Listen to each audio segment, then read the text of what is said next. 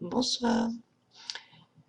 Cette vidéo sera consacrée à la manière d'ajouter des menus sur votre barre de tâches et des icônes sur votre barre d'icônes raccourcies. Pour ce faire, il faut aller dans le menu Affichage, Personnaliser et choisir dans la partie de gauche le menu concerné par ce rajout d'icônes. Donc si vous êtes dans Fichier, toutes les icônes se rapportant à Fichier, si vous cliquez ici, vous voyez toutes ces propositions se retrouvent ici sous forme d'icônes raccourcies ou éventuellement de menus de raccourcis. Vous pouvez rajouter un menu de raccourcis. Par exemple, si vous voulez les fichiers récents, vous allez le mettre là. Et puis vous aurez le menu fichier normal et puis le menu fichier récent ici. J'en vois pas tellement l'utilité, mais enfin ça c'est à vous de voir et de personnaliser au mieux votre table PSP. Donc aujourd'hui ce qui nous intéresse, enfin ce que j'aimerais qui vous intéresse, c'est d'ajouter des menus qu'on utilise beaucoup, comment faire des flous, comment faire de la netteté, comment arranger vos calques ou vos couches, ça dépend du PSP que vous avez, comment fusionner, comment modifier la couleur, comment raviver, etc. Bon, tout ça, je vous apprendrai au fur et à mesure, mais que vous ayez déjà les choses ici. Et le menu luminosité et contraste, qui est aussi un menu important qu'on utilise beaucoup pour corriger les images qui sont pas très belles. Donc, tout ce qui concerne la luminosité, la couleur, la netteté que je vais mettre ici et le flou que je vais mettre ici de manière à ce qu'on ait les choses ensemble. Donc, couleur, luminosité, netteté et flou sont concernés par le menu réglage. Et donc, on voit ici le menu raccourci, c'est celui-ci. Donc, on clique dessus, on le tire et on l'amène dans la barre de tâches. Voilà. Et pour l'enlever, on fait pareil. On clique dessus et on le ramène dedans. Donc, on va aller chercher donc nos menus. Donc, le menu couleur, le menu luminosité et contraste, le menu netteté et flou. Alors, flou, il est ici et netteté, il est ici.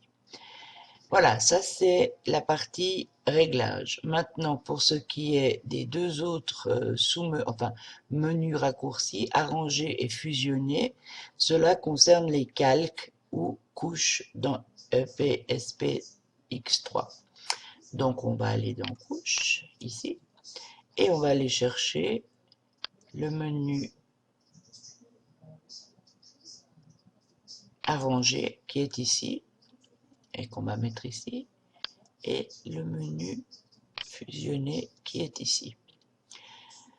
Et si vous voulez d'autres icônes de raccourcis, vous pouvez les prendre et les mettre dans votre barre, bien entendu.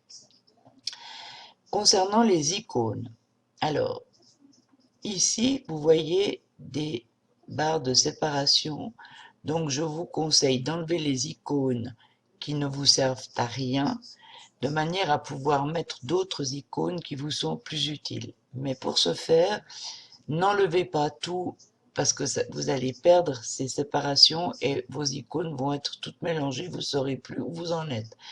Donc on va garder fichier, les icônes qui se rapportent à fichier sont ici, les icônes qui se rapportent à modifier sont ici.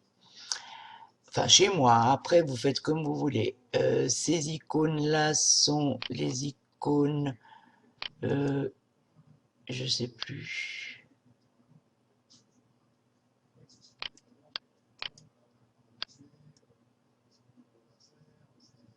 Je sais plus.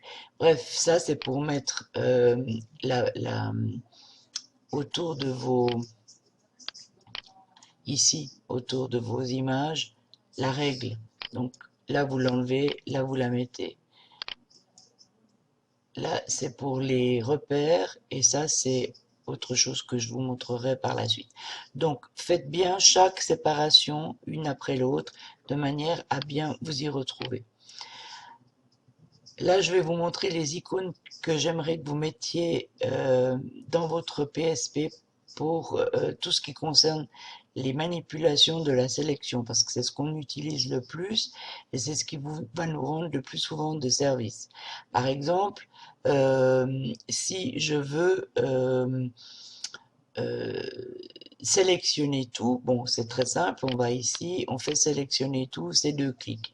Et si vous avez l'icône, sélectionnez tout, vous cliquez juste pour l'icône et c'est fait. Donc c'est un clic au lieu de 2.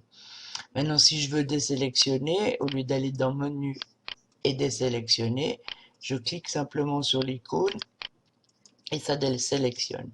Et ça sera ainsi pour toutes les autres manipulations de l'outil sélection, du menu sélection, pardon. Donc on retourne dans notre menu affichage, personnaliser, et on va à gauche dans sélection, et là on pourra tirer toutes les icônes qui nous sont nécessaires. Donc sélectionner tout ici, désélectionner ou ne rien sélectionner ici. La sélection flottante, elle se trouve ici en bas. Ensuite, on a inversé la sélection qui est ici. L'icône est là. Agrandir la sélection, c'est celle-ci. Contracter la sélection, c'est celle-là. La progressivité, c'est celle-ci, elle est ici. Ensuite, on a celle-ci, celle-ci. Sélectionner les bordures, c'est celle-là. Adoucir la sélection, c'est celle-là. Voilà, ça c'est les principales icônes de sélection qui nous aident à travailler plus rapidement et mieux. Ensuite, nous avons besoin aussi de 2 autres icônes importantes qui font partie du menu fenêtre, à savoir celle-ci qui est document en anglais, qui est là, et la sélection dupliquée qui est ici. Alors je vous explique pourquoi cette icône dupliquée est différente de l'icône dupliquée qu'on utilise, qui a aussi un raccourci qui est celui-ci, qu'on utilise dans les calques, dans le menu calque. Alors, pour ça, on va prendre une image non fusionnée, qui est celle-ci. Si je veux dupliquer cette image dans sa totalité, puisque c'est une image, comme vous voyez, qui n'est pas fusionnée, il faut que j'utilise cette icône dupliquée, qui va dupliquer la totalité de mon image.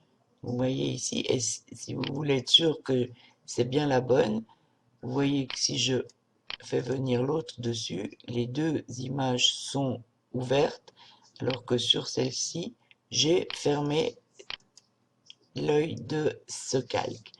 Donc ça, c'est pour dupliquer une image en entier avec plusieurs calques.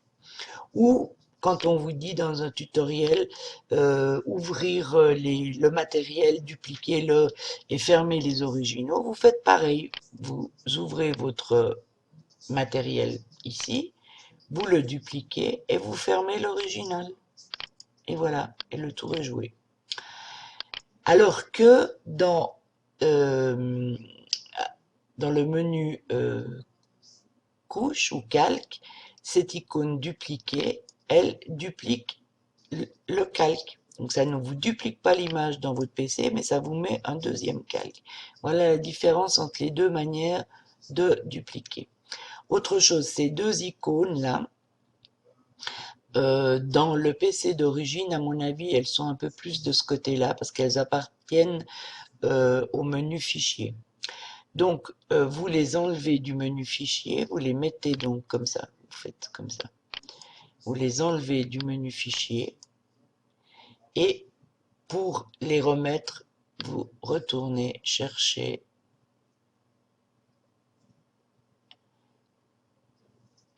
non, c'est pas fichier, c'est modifié. Voilà, je dis que des bêtises.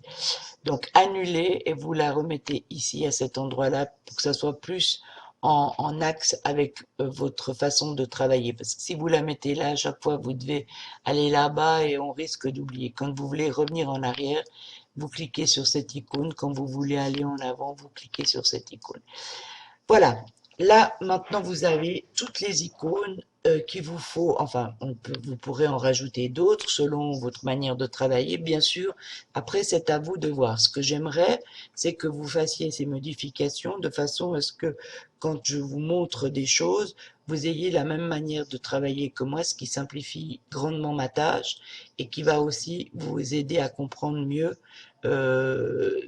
mes explications. Voilà, je vous dis à la prochaine vidéo et merci.